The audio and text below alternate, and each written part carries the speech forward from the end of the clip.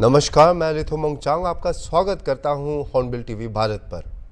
आइए देखते हैं आज के मुख्य समाचार पर, जहां पे राहुल गांधी की भारत जोड़ो न्याय यात्रा का मुकाबला करने के लिए पीएम मोदी बीजेपी के लिए वोट बटोरने और अब की बार 400 पार के नारे के तहत अपने रास्ते पर हैं, जिसके चलते उन्होंने सोमवार को छत्तीसगढ़ के बीजेपी उम्मीदवार महेश कश्यप के लिए प्रचार करने बस्तर का दौरा किया। एक सार्वजनिक रैली को संबोधित करते हुए प्रधानमंत्री और भाजपा नेता ने दावा किया कि देश ने कई दशकों के बाद एक स्थिर और मजबूत सरकार देखी है। कांग्रेस पर निशाना साधते हुए उन्होंने कहा कि कांग्रेस सरकार ने दशकों तक गरीबों की जरूरतों को नजरअंदाज किया और कभी गरीबों की परवाह नहीं की।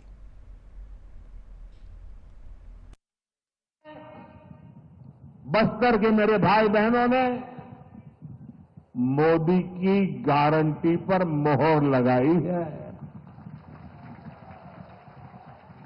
और आज उसी विश्वास से पूरा देश कह रहा है, फिर एक बार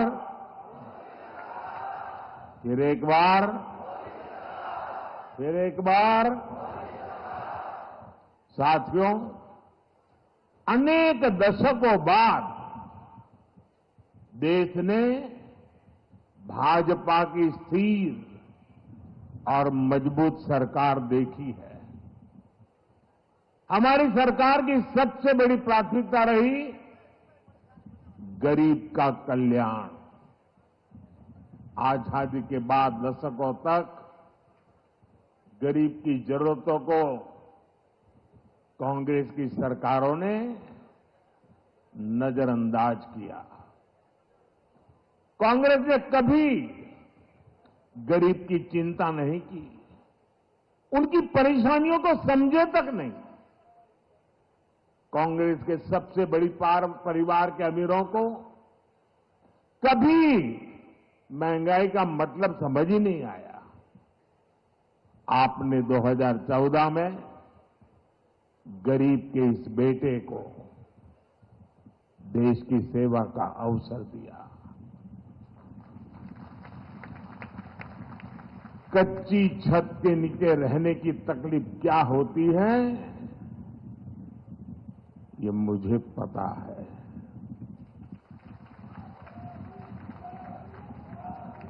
जब घर में राशन नहीं होता तो एक मां पर क्या बीतती है, ये मुझे पता है। जब दवा खरीदने के लिए घर में पैसे नहीं होते तो बेबसी कितनी ज्यादा होती है, ये मैं जानता हूं। और इसलिए मैंने ठाना कि जब तक गरीब की हर चिंता दूर नहीं करूंगा, मैं चैन से नहीं बैठूंगा। प्रधानमंत्री मोदी के छत्तीसगढ़ के दौरे के बाद वहां पे क्या प्रभाव पड़ा है, आइए जानते हैं हमारे छत्तीसगढ़ संवाददाता उत्पल सेन गुप्ता से और पूछते हैं जमीनी हकीकत। हेलो। ये आपको सुनाई पड़ रहा है? जी, आपकी आवाज जी, हमारे दर्शकों को बता दीजिए कुछ सवालों के जवाब। जरा आप बताइए कि पीएम मोदी के दौरे का बस्तर और समग्र छत्तीसगढ़ में क्या असर हुआ है? जी बिल्कुल, हम अपने दर्शकों को बताना चाहेंगे कि जैसे लोकसभा का बिगुल बज चुका है, छत्तीसगढ़ में दरअसल 3 चरणों में चुनाव होने हैं। पहला जो चरण का चुनाव होगा वो 19 अप्रैल को 1 सीट पर होगा। इसके बाद दूसरे चरण यानी 26 अप्रैल को वोट होगा 3 सीट के लिए और 7 मई को बाकी 7 सीटों पर मतदान होना है। छत्तीसगढ़ में कुल 11 लोकसभा सीटें हैं जिन पर मतदान होना है और जो कि 3 चरण में होगी। छत्तीसगढ़ में होने वाले प्रथम चरण के मतदान को लेकर प्रधानमंत्री नरेंद्र मोदी कल छत्तीसगढ़ के बस्तर पहुंचे थे, जहां पर करीब 1 लाख से ज्यादा कार्यकर्ता और आम जनता उनको सुनने पहुंची थी, जिस पर करीब 5 विधानसभा से कार्यकर्ता मौजूद थे। इसके साथ ही प्रदेश के जो मुख्यमंत्री हैं विष्णुदेव साय, उनके साथ प्रदेश के जो अध्यक्ष बीजेपी सेल के किरण देव भी उपस्थित थे। इसके साथ ही दोनों जो डिप्टी सीएम हैं वो भी मुख्यमंत्री के साथ प्रधानमंत्री की मौजूदगी में बक्सर की सीट पर मौजूद रहे। और इसके साथ ही जो छत्तीसगढ़ में भी 4 महीने पहले ही विधानसभा के चुनाव हुए हैं, इसके जिसमें भाजपा ने बहुत ही ज्यादा बहुमत से अपनी सरकार बनाई है और 4 महीने बाद ही लोकसभा का चुनाव का बिगुल बजा है।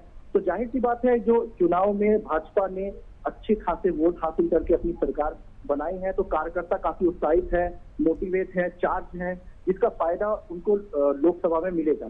और अभी जब प्रधानमंत्री खुद छत्तीसगढ़ दौरे पर आए हैं, तो सीधी सी बात है कि प्रधानमंत्री जो कि मोदी की गारंटी नाम लेकर विधानसभा में जीत हासिल की है भाजपा ने, तो उसका भी फायदा मोदी जी के आने के बाद लोकसभा की 11 सीटों में मिलती दिख सकती है भाजपा को। क्योंकि पिछले चुनाव के अगर 2019 की बात करें तो भाजपा 11 में से 9 सीटों पर जीत दर्ज की थी, तो 2 ही सीटों पर कांग्रेस को जीत हासिल हुई थी। लेकिन इस बार जो बीजेपी ने आंकड़ा दिया है कि अब की बार 400 पार, तो कहीं ना कहीं पूरी एड़ी चोटी का जोर भाजपा की तरफ से लगाया जा रहा है। सारे स्टार प्रचारक अपने क्षेत्र में प्रचार में जुड़ गए हैं, सारे प्रत्याशियों के लिए वोट मांगे जा रहे हैं। तो कहीं ना कहीं ये एक संकेत देता है कि इस बार 400 पार का जो नारा है मोदी जी का, उसको कहीं ना कहीं सही साबित किया जाएगा।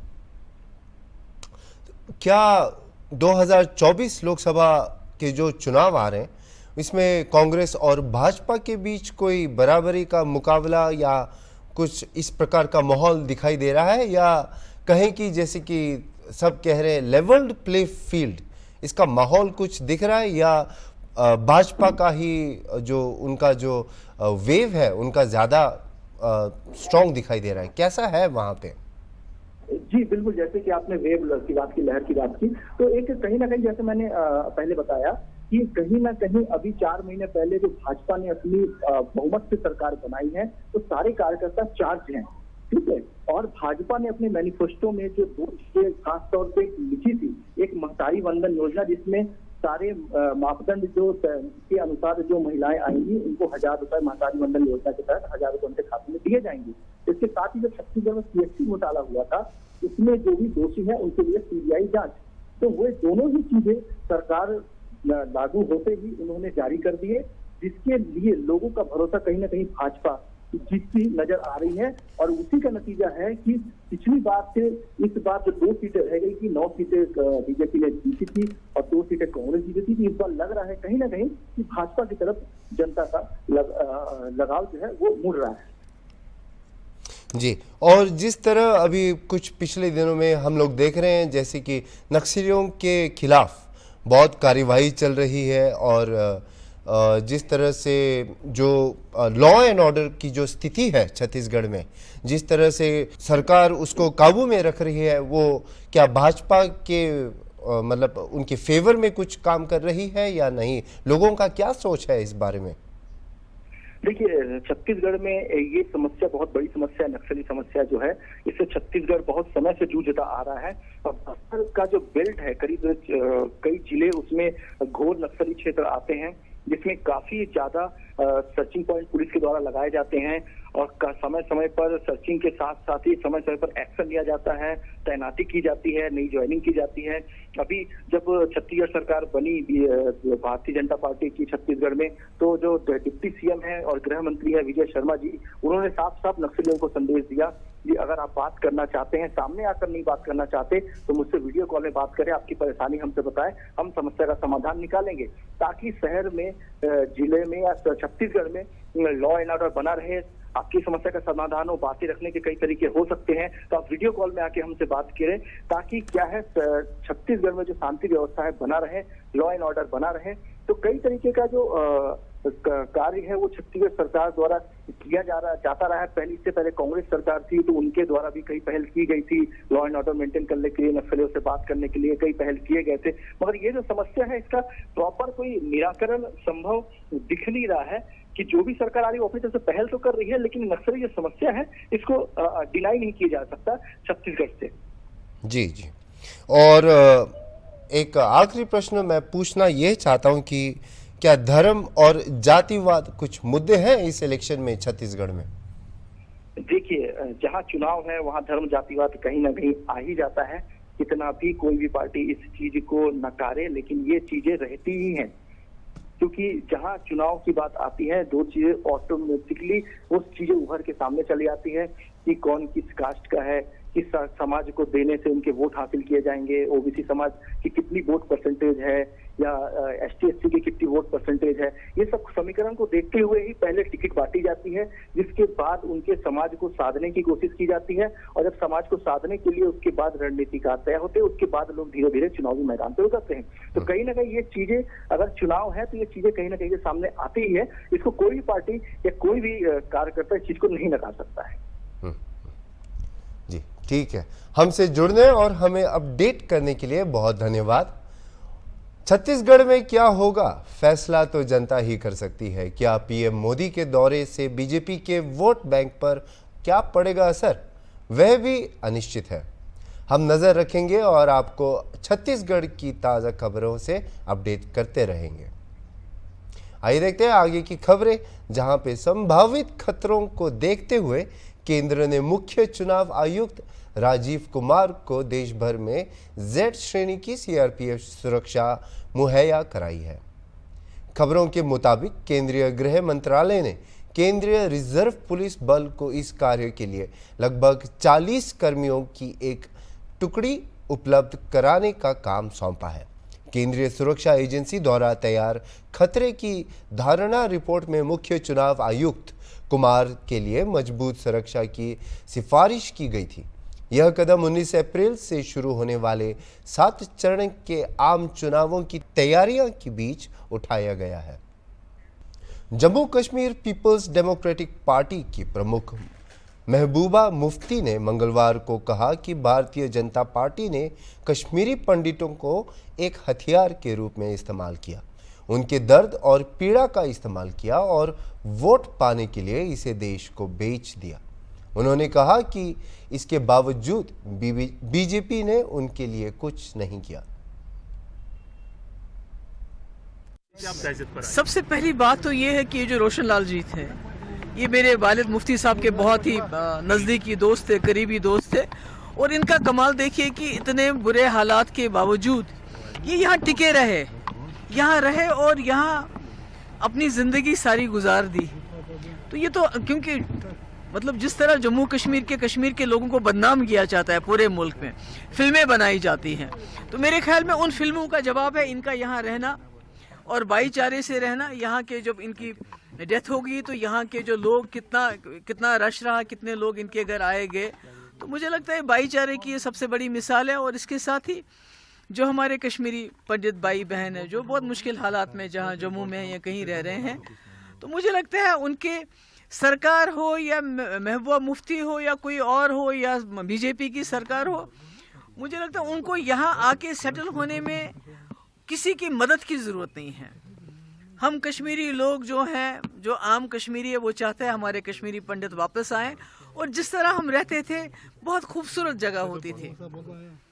मतलब जब मिलजुल के आप रहते हैं, कश्मीरी भी है, पंडित भी है, सरदार भी है, बुद्धिस्ट भी है, क्रिश्चियन भी है, मुसलमान भी है, तो उसकी एक अपनी शक्ल होती है। तो उनका मैं समझती हूँ रोशन लाल जी का यहाँ इन हालात में रहना, तो ये एक सबक है जो आज मुल्क में हो रहा है। जिस तरह हमारे कौम के लोगों को लिंच किया जाता है, उनको मार दिया जाता है, उनकी पिटाई की जाती है, उनको हमारी मस्जिदों को तोड़ा जाता है, हमारे मदरसों को तोड़ा जाता है, हमारे मुसलमान जो उनके घरों को तोड़ा जाता है, उनके जो बेचारे रेडी पे काम करते हैं उनकी वो सारा सामान फेंका जाता है। तो मैं समझती हूँ कि मुल्क के जो हमारे लोग हैं, जो हमारे हिंदू भाई बहन हैं, जो ज़्यादातर सेक्युलर हैं, वो ये तोड़ फोड़ नहीं करना चाहते हैं। तो मैं कहती हूँ उनके लिए ये सबक है कि रोशन लाल जी इतने मुश्किल हालात में यहाँ रहे और मुसलमान और कश्मीरी पंडित आपस में जिस तरह मिलजुल के रहते थे उसी तरह आज भी मिलजुल के रहने के लिए तैयार हैं। नहीं, मैं तो रिहेबिलिटेशन की, मैं तो जनरल यहाँ आई हूँ, मैं तो आप लोगों से बात भी नहीं करना चाहती थी। आपने पूछा नहीं, वो तो बीजेपी ने इनको खाली वोट बैंक की तरह इस्तेमाल नहीं किया, बल्कि एक हथियार, कश्मीरी पंडितों के दर्द को, उनकी तकलीफ को इन्होंने एक हथियार बनाया और पूरे मुल्क में उस हथियार को बेचा, उस हथियार को पूरे मुल्क में इस्तेमाल किया दूसरों के वोट लेने के लिए। हमारे कश्मीरी पंडित भाई, उनके वोट तो बहुत ज्यादा नहीं है, मगर उनके दर्द को, उनकी तकलीफ को बीजेपी ने घर घर जगह जगह जाके हथियार की तरह इस्तेमाल किया, मगर और उनके लिए कुछ भी नहीं किया। लेकिन समझ आ गया है। अगर आपको याद है, इन सालों में जब से यहाँ बीजेपी की सरकार डायरेक्टली बनी है, जो कश्मीरी पंडित लोग यहाँ रहते भी थे वो भी यहाँ से छोड़ के चले गए, ऐसे हालात बन गए। हरियाणा के प्रमुख भाजपा नेता और पूर्व केंद्रीय मंत्री चौधरी बीरेंद्र सिंह मंगलवार को कांग्रेस में शामिल हुए। उनके बेटे और हिसार से मौजूदा सांसद भुजेंद्र सिंह के कांग्रेस में शामिल होने के लगभग एक महीने बाद बीरेंद्र सिंह राष्ट्रीय राजधानी में पार्टी मुख्यालय में रणदीप सुरजेवाला और पवन खड़ा सहित पार्टी नेताओं और समर्थकों की उपस्थिति में कांग्रेस में शामिल हुए। उनके साथ चौधरी बीरेंद्र सिंह की पत्नी प्रेमलता सिंह भी पार्टी में शामिल हुई। सिंह ने शामिल होने के कार्यक्रम में बोलते हुए कहा कि उनका कांग्रेस पार्टी में वापस आना विचारधारा की वापसी है।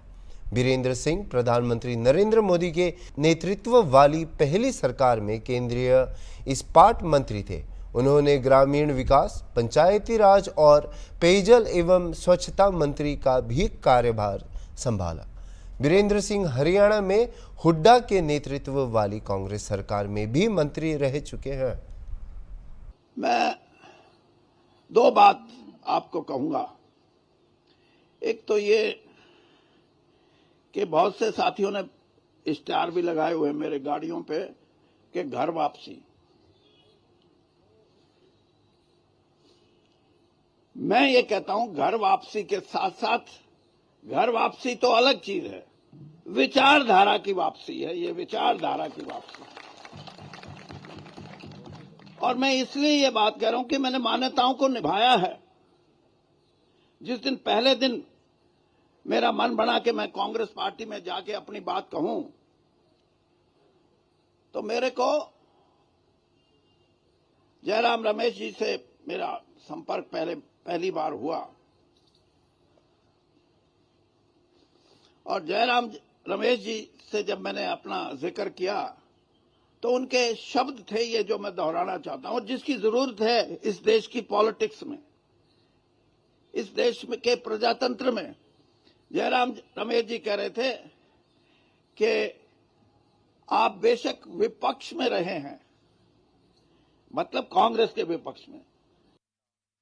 रक्षा मंत्री राजनाथ सिंह ने 9 अप्रैल को कांग्रेस की आलोचना करते हुए कहा कि कांग्रेस पार्टी का घोषणा पत्र भारत को पीछे ले जाएगा। आइए सुने उन्होंने क्या कहा। भारतीय जनता पार्टी के नेतृत्व की एनडीए सरकार का प्रश्न है। हम 2047 तक भारत को एक विकसित भारत बनाने का संकल्प लेकर आगे बढ़ रहे हैं, और मैं मानता हूं कि जो कांग्रेस का चुनावी घोषणा पत्र जारी हुआ है, वह यदि वह कहा जाए कि वह भारत को पीछे ले जाने वाला है, तो यह कहना भी अतिशयोक्तिपूर्ण नहीं होगा। यदि मैं डिफेंस की बात करूं, तो मैं पूरे विश्वास के साथ मैं कहना चाहूँगा, देशवासियों को बताना भी चाहूँगा कि रक्षा क्षेत्र में भारत ने काफ़ी मजबूती हासिल की है।